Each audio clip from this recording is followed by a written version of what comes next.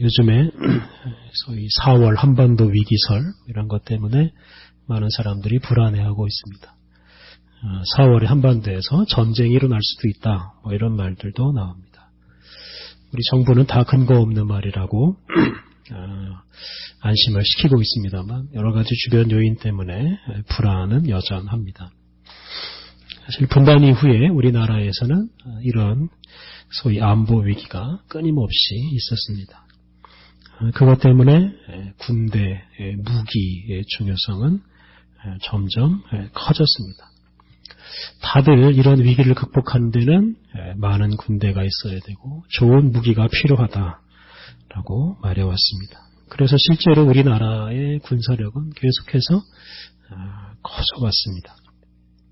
그것으로도 부족하니까 미국 군대의 도움도 받고 있고 최근에는 사드도 배치하려고 하고 있습니다.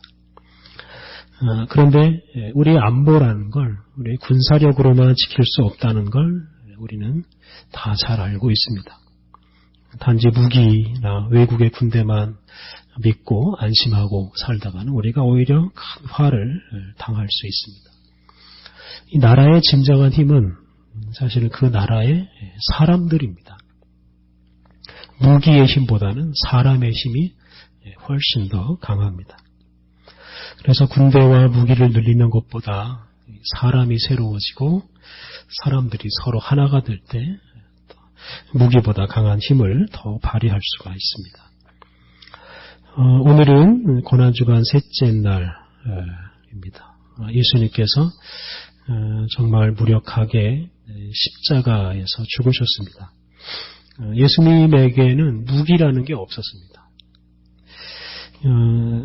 사람들이 예수님을 붙잡으려고 왔을 때 베드로가 칼을 가지고 저항을 하려고 하지 않았습니까? 그때 예수님께서는 칼을 가지는 자는 다 칼로 망한다 라고 말씀하시면서 베드로로 하여금 칼을 거두어 드리게 했습니다.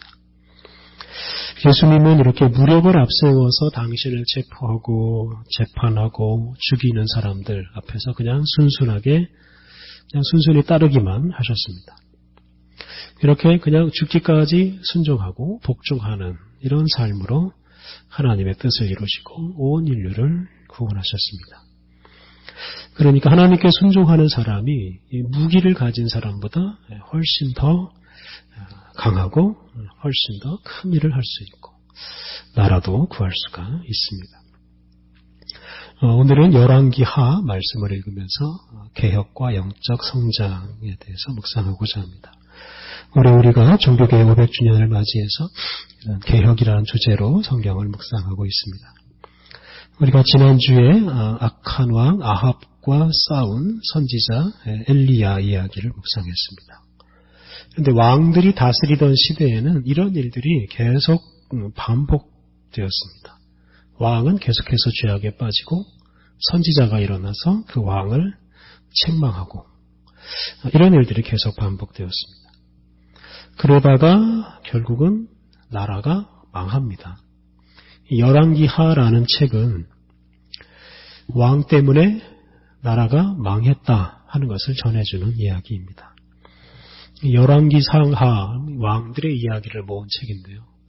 왕들의 업적을 모으거나 왕을 찬양하는 책이 결코 아닙니다.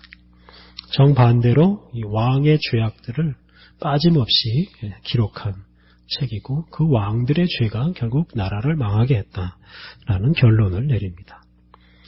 그래서 다윗이나 솔로몬 또 오늘 본문에 나오는 히스기야 이런 위대한 왕들의 죄도 빠뜨리지 않고 다 적어 놓았습니다. 그리고 그러한 죄들이 결국 나라를 망하게 만들었다 하는 것이 이 사무엘상에서부터 시작하는 이 왕들의 이야기의 결론입니다. 그래서 오늘 본문을 보면 오늘 본문 뒤에 나오는 9절부터 12절을 보면 북왕국 이스라엘이 망하는 이야기가 나옵니다. 히스기야가 남왕국 유다의 왕이었을 때 북왕국 이스라엘에서는 호세아라는 사람이 왕이었습니다. 이 호세아는 선지자 호세아하고는 다른 왕이고 북왕국 이스라엘의 마지막 왕입니다. 그런데 이 호세아 왕 시대에 아수르라는 이 거대한 나라가 북왕국 이스라엘과 남왕국 유다를 침략합니다. 그리고 이때 북왕국 이스라엘이 망하고 맙니다. 아수르는 정말 그 당시 세계를 통일할 정도로 엄청나게 큰 나라였고 그만큼 군사력도 어마어마하게 컸습니다. 그런 어마어마한 군사력을 북왕국 이스라엘처럼 작은 나라가 감당할 수가 없었습니다. 그런데 오늘 본문 뒤에 열왕기하 18장 12절을 보면 북왕국 이스라엘이 망한 이유를 이렇게 설명합니다. 열왕기하 18장 12절 이는 그들이 여호와의 말씀, 하나님 여호와의 말씀을 듣지 아니하고 그의 언약과 여호와의 종 모세가 명령한 모든 것을 따르지 아니하였음이더라. 그래서 북왕국 이스라엘이 망했는데 무기나 군대가 없어서 망한 게 아니라 하나님의 말씀을 듣지 않고 하나님의 말씀을 따르지 않았기 때문에 망했다라고 말합니다. 근데 이렇게 북왕국 이스라엘이 망할 때 남왕국 유다는 망하지 않고 살아남았습니다. 오늘 우리가 읽은 본문은 이 북왕국 이스라엘이 망할 때 이 아수르의 침략을 남왕국 유다는 어떻게 이겨냈을까 하는 그런 의문을 풀어주는 이야기입니다. 오늘 본문 1절, 2절을 보면 히스기야가 왕이 된 그 시대적 배경이 나옵니다. 그래서 앞서 말한 대로 히스기야가 왕이 될 때 북왕국 이스라엘에서는 호세아라는 사람이 왕이었습니다. 그리고 그 호세아 시대에 아수르가 북왕국 이스라엘과 남왕국 유다 두 나라를 공격하고 그때 북왕국 이스라엘은 그들의 죄 때문에 망합니다. 그런데 그 당시에 남왕국 유다 역시 북왕국 이스라엘만큼 죄악에 빠져 있었습니다. 1절을 보면 히스기야의 아버지는 아하스다라고 말합니다. 이 아하스라는 왕은 그 남왕국 유다 역사에서 므낫세만큼이나 아주 악한 왕이었습니다. 이 아하스는 아수르가 무서워서 아수르 신을 섬기기 위해서 그 아수르 신을 섬기는 제단과 똑같은 제단을 만들어서 예루살렘 성전에 설치하고 그 제단에서 제사를 드리게 했습니다. 솔로몬이 만들어 놓은 제단은 치워넣어버리고 이 아수르식 제단에서 제사를 드리게 했습니다. 그리고 아수르 왕에게 잘 보이기 위해서 성전 곳곳을 고치고 성전 기구들도 훼손했습니다. 뿐만 아니라 나라가 위기에 처했으니까 나라를 구한다는 명목으로 온갖 이방신을 섬기도록 했습니다. 심지어 하나님께서 싫어하시는 자기 아들을 사람을 제물로 바치는 일까지 저질렀습니다. 그러니까 이렇게 그 히스기야의 아버지가 이런 어마어마한 죄악을 저질러 놓았고 그 죄 때문에 북왕국 이스라엘과 마찬가지로 나라가 사실은 망할 위기였었습니다. 그런데 히스기야가 왕이 된 후에 나라를 새롭게 하고 그동안 쌓였던 죄의 흔적들을 없애기 시작합니다. 오늘 본문 3절, 4절 말씀 제가 다시 한번 읽겠습니다. 히스기야가 그의 조상 다윗의 모든 행위와 같이 여호와께서 보시기에 정직하게 행하여 그가 여러 산당들을 제거하며 주상들을 깨뜨리며 아세라 목상을 찍으며 모세가 만들었던 놋뱀을 이스라엘 자손이 이때까지 향하여 분향함으로 그것을 부수고 느후수단이라 일컬었더라. 히스기야가 다윗만큼이나 훌륭한 왕이었다라고 평가합니다. 그래서 히스기야가 그동안 여러 왕들이 제거하지 못했던 이 산당들을 제거했습니다. 이 산당은 불법 예배 시설입니다. 이 불법적인 예배 시설에서 온갖 불법적인 예배가 드려졌기 때문에 다 제거했습니다. 이 주상, 이 기둥으로 만든 우상, 그리고 목상, 나무로 만든 우상은 바알과 아세라라는 이런 우상을 숭배하는 상징적인 그런 우상들입니다. 히스기야는 그 당시에 만연한 이런 바알과 아세라 숭배 문화를 다 없애버렸습니다. 그리고 모세가 만들었다는 그 놋뱀, 모세가 놋뱀이니까 얼마나 귀중한 유물입니까? 그런데 사람들이 그걸 우상처럼 섬기니까 아예 없애버렸습니다. 히스기야가 아주 철저하게 나라를 새롭게 하고 사람들로 하여금 하나님만 섬기도록 했습니다. 5절부터 7절 상반절 말씀. 히스기야가 이스라엘 하나님 여호와를 의지하였는데 그의 전후 유다 여러 왕 중에 그러한 자가 없었으니 곧 그가 여호와께 연합하여 그에게서 떠나지 아니하고 여호와께서 모세에게 명령하신 계명을 지켰더라. 여호와께서 그와 함께 하심에 그가 어디로 가든지 형통하였더라. 히스기야가 이전에 어떤 왕보다 하나님을 굳게 의지했다라고 말합니다. 6절에 나오는 연합하다라는 말, 이게 떨어지지 않도록 꽉 붙잡는다 이런 뜻입니다. 히스기야가 하나님을 굳게 의지하고 하나님을 꼭 붙들고 떠나지 않았습니다. 그렇게 하나님과 연합해서 사람들로 하여금 하나님만 섬기도록 하는 그러한 나라를 만들었고, 하나님은 그런 히스기야와 동행하시면서 그로 하여금 형통하게 하셨습니다. 그리고 히스기야는 이제 그런 힘으로 아수르 왕에게 저항을 합니다. 7절 하반절, 저가 아수르 왕을 배반하고 섬기지 아니하였고, 8절, 그가 블레셋 사람들을 쳐서 가사와 그 사방에 이르고 망대에서부터 견고한 성까지 이르렀더라. 그래서 히스기야가 아수르라는 이 강대국에 굴복하지 않았습니다. 그의 아버지 아하스는 이 아수르에게 굴복해서 정말 비굴하게 아수르 신을 섬기고 아수르 사람처럼 살고자 했습니다만, 히스기야는 하나님과 연합해서 나오는 그 힘으로 그런 모든 일들을 다 그만두고 아수르 사람들에게 대항했습니다. 그리고 거기서 더 나아가서 히스기야는 이 유다를 늘 괴롭히는 이 블레셋이라는 이 나라를 또 정복했습니다. 이것은 다윗이 세운 만큼이나 아주 훌륭한 업적이었습니다. 오늘 본문 이후에 나오는 말씀을 보면 이제 히스기야가 아수르의 공격을 물리치는 이야기가 나옵니다. 그런데 이 일은 군사력으로 물리치는 게 아닙니다. 18장 뒷부분부터 19장 20장에 이르기까지 이제 길게 아수르로부터 벗어나는 이야기가 나오는데요. 그 중에서 19장, 제가 교재 뒤에 적어놨습니다만 19장 14절부터 20절, 19절까지 그 히스기야의 그런 기도가 나옵니다. 아수르의 왕 산헤립이라는 사람이 히스기야에게 하나님을 모독하는 이런 편지를 보냅니다. 너희 하나님도 어쩔 수 없다. 너희 하나님이 너희 나라를 지킬 수가 없다. 뭐 이렇게 모독하는 편지를 히스기야에게 아수르 왕이 보냅니다. 그 히스기야가 이제 그 편지를 가지고 성전으로 들어가서 성전 앞에다가 그 편지를 내려놓고 하나님께 기도드립니다. 그 기도가 이제 15절부터 시작이 되는데요.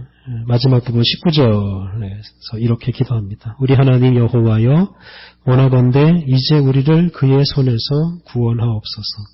그리하시면 천하 만국이 주 여호와가 홀로 하나님이신 줄 알리이다 하니라. 히스기야는 기도드릴 때 단지 나라의 독립을 위해서 기도한 게 아니고 자기 나라를 힘들게 하는 이 아수르에게 복수할 수 있게 해달라고 기도한 게 아니고 하나님의 영광을 위해서 기도했습니다. 아수르를 심판함으로써 하나님만이 홀로 온 세상을 주관하신 분이라는 사실이 분명하게 드러나게 해달라라고 기도했습니다. 하나님께서 이런 히스기야의 기도, 하나님의 뜻을 따라 드리는 이 기도를 들으시고 응답하십니다. 그래서 야수르 군대를 치시고 스스로 물러가게 하십니다.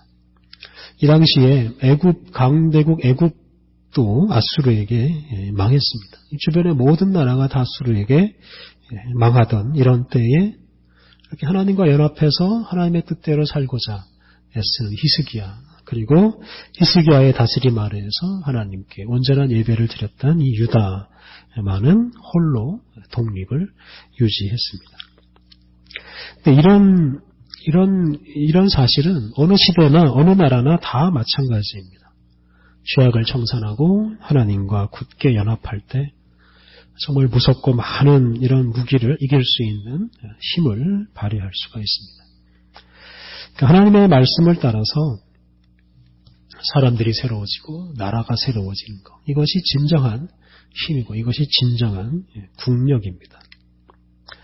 그래서 오늘날 우리가 안보 위기 속에서 살아가고 있는데요. 군사력이나 외교 이런 것에만 신경 쓸 게 아니라 정말 우리 민족을 새롭게 하는 일에 우리가 더 많은 관심을 가져야 합니다. 그러니까 이런 위기 때마다 우리의 죄를 살피고 우리가 회개하고 우리가 새로워져야 합니다. 특히 교회가 영적으로 개혁하고 성장해 갈 때 우리 나라가 새로워지고 우리 나라의 힘도 강해질 것입니다. 그 교회가 새로워져서 그리스도의 복음을 더 힘차게 전하면 그만큼 우리나라도 새로워지고 강해지게 됩니다. 우리나라에 세워진 이 장로교회는 스코틀랜드에 세워진 장로교회의 기원을 둔 제도입니다. 대개 영국이라고 하면 잉글랜드, 스코틀랜드, 웨일즈, 북아일랜드 이 네 나라를 동시에 가리킵니다. 그 중에서 이 스코틀랜드는 가장 북쪽에 있는 나라입니다. 그리고 영국의 대표적인 나라인 잉글랜드를 그냥 영국이라고도 하는데요. 이 잉글랜드하고는 민족의 구성원이 다릅니다. 그래서 잉글랜드는 이제 앵글로색슨족, 미국하고 같은 이런 민족이죠. 그다음에 스코틀랜드는 이제 켈트족이라고 불리는 민족이 살고 있습니다. 지금은 둘이 요즘은 사이가 좀 안 좋아졌습니다만 영국이란 이름으로 모여서 잘 지내고 있습니다만 이 두 나라가 분리돼서 전쟁을 하던 때도 있었습니다. 종교개혁 시대에 이제 그런 시대였는데 그때 이제 스코틀랜드의 왕이 프랑스 왕가하고 이제 결혼을 하면서 또 프랑스 영향을 또 많이 받고 있었습니다. 종교개혁 시대에 프랑스는 로마 가톨릭 교회, 아주 철저한 로마 가톨릭 교회였기 때문에 그 시대에 이 프랑스 영향을 받는 스코틀랜드는 이 로마 가톨릭 교회의 지배를 받고 있었습니다. 그런데 이런 나라에 이제 존 낙스라고 하는 분이 장로교회를 세우는데 가장 큰 공헌을 했습니다. 이 낙스가 스코틀랜드 사람인데요. 스코틀랜드에서 활동할 때 그 당시 잉글랜드하고 프랑스가 사사건건 스코틀랜드에 간섭을 했습니다. 잉글랜드는 스코틀랜드를 병합하려고 애를 썼고, 프랑스는 이 스코틀랜드의 로마 가톨릭 교회를 굳게 세우기 위해서 스코틀랜드에서 교회 개혁을 하지 못하도록 이제 무력으로 진압을 하고 있었습니다. 스코틀랜드에 이제 낙스 이전에 이미 교회 개혁을 하려고 하는 분들이 많이 있었습니다만 이 로마 가톨릭 세력에 막혀서 이제 번번이 실패했습니다. 낙스는 처음에는 로마 가톨릭 교회에서 소위 신부 사제로 서품을 받았습니다. 근데 이분이 교회 개혁에 관심이 많았는데 이게 이제 프랑스 세력 때문에 교회 개혁을 제대로 하지 못했습니다.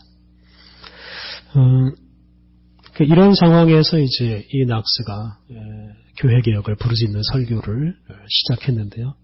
그러다 결국 이 프랑스 군대에게 사로잡혀서 그 프랑스 군대 배에서 노를 젓는 노예 생활을 거의 2년 가까이 했습니다. 그리고 그 후로는 이제 고향에 돌아오지 못하고 영국에서 활동하다 나중에는 유럽 대륙으로 망명을 합니다.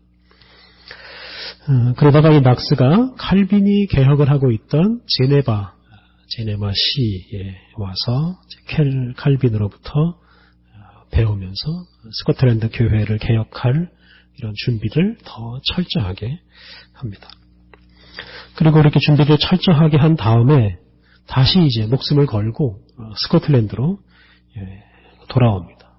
그리고 이제 거기에 있었던 교회 개혁을 지지하는 사람들과 합세해서 이제 프랑스하고 맞서 싸우고 또 한편으로 잉글랜드하고 맞서 싸웁니다. 그 당시 스코틀랜드 사람들이 낙스를 비롯한 이 개혁자들이 준비한 이런 신조, 또 예배모범, 그다음에 치리서, 이게 오늘날 우리 장로교회의 기원이 되는 그런 제도입니다. 이런 제도를 따라서 이제 새롭게 신앙생활을 시작합니다. 그러면서 점점 이 개혁교회 세력이 점점점 커지면서 내정 간섭을 하던 이 프랑스 세력, 로마 가톨릭 교회 세력을 다 몰아냅니다. 그리고 완전한 독립국가의 모습을 갖추고 잉글랜드하고 아주 대등한 관계에서 지내게 됩니다. 이때 이 스코틀랜드에 세워진 교회가 바로 장로교회였습니다. 그러니까 독일에 세워진 루터교회, 스위스에 세워진 개혁교회하고는 또 조금 다른 이런 장로교회가 스코틀랜드에 세워졌고, 바로 이 장로교회가 나라 전체를 새롭게 하는 아주 큰 힘이 되었습니다. 스코틀랜드라는 이 나라를 만든 것이 사실상 장로교회라고 할 수 있을 정도로 이때 나라가 새로워졌습니다. 그리고 이 장로교회가 잉글랜드와 미국을 거쳐서 우리나라까지 전해져서 한국 장로교회가 세워지게 되었습니다. 히스기야가 하나님께 온전한 예배를 드리는 이런 제도를 확립함으로써 강한 나라가 된 것처럼, 이렇게 교회개혁, 종교개혁 시대에도 여러 나라가 이 교회개혁을 통해서 새로운 나라를 세웠습니다. 앞에서 말씀드린 대로 스코틀랜드가 바로 그런 나라였고요. 네덜란드 역시 마찬가지였습니다. 네덜란드는 교회를 개혁하는 과정하고 나라가 독립하는 과정하고 똑같습니다. 그리고 북유럽의 여러 나라들도 이때 로마 가톨릭 교회로부터 벗어나서 교회를 개혁하면서 새로운 나라를 이루었습니다. 이렇게 교회가 개혁됨으로써 나라가 새로워진 것이 바로 세계의 역사입니다. 오늘날 우리나라가 위기를 겪으면서도 여전히 무기에 집착하고 또 외세에 집착하는 이런 버릇을 아직도 버리지 못하고 있습니다. 그리고 내적으로도 욕심에 빠진 지도자들은 이런 위기 상황에서도 서로 하나 되기보다는 계속해서 싸움을 벌입니다. 이러한 나라에서 바로 교회가 이런 무력이나 권력 이런 것에 의존하지 않고 정말 거룩한 삶으로, 예수님처럼 정말 십자가를 지는 삶으로 자기 자신을 개혁하고 교회를 새롭게 할 때, 이때 나라가 새로워지는 희망을 찾을 수가 있습니다. 교회가 새로워짐으로써 아름답고 강한 나라가 만들어진다는 희망을 줄 수가 있습니다.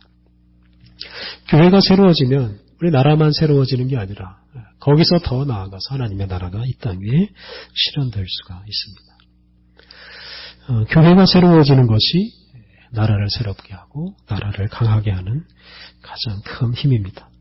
위기 속에 있는 우리나라를 생각하면서 우리가 더 철저하게 하나님 말씀 따라서 우리 자신을 기억함으로써 우리 나라에 희망을 주는 공동체, 희망을 주는 그리스도인들이 되어야 하겠습니다. 함께 기도하시겠습니다. 하나님, 우리가 위기를 당할수록 주님과 굳게 더 연합하고 주님께서 주시는 힘으로 살게 하옵소서. 군대나 무기나 외세가 우리의 희망이 아니라는 것을 늘 마음에 새기게 하옵소서. 우리 자신을 깨끗하게 하고 우리 교회를 깨끗하게 하고 우리 이웃과 우리 주변을 깨끗하게 함으로 주님을 온전히 찬양하고 예배하는 나라를 세우는 것이 강한 나라를 만드는 길임을 우리가 잊지 않게 하여 주옵소서. 아버지 하나님, 이 험한 시대에 교회가 새로워짐으로 주님의 나라가 이 땅 위에 이루어지며 우리 대한민국이 새로워지고 아름다워지는 놀라운 역사가 일어나게 하여 주옵소서. 예수님의 이름으로 기도드립니다. 아멘.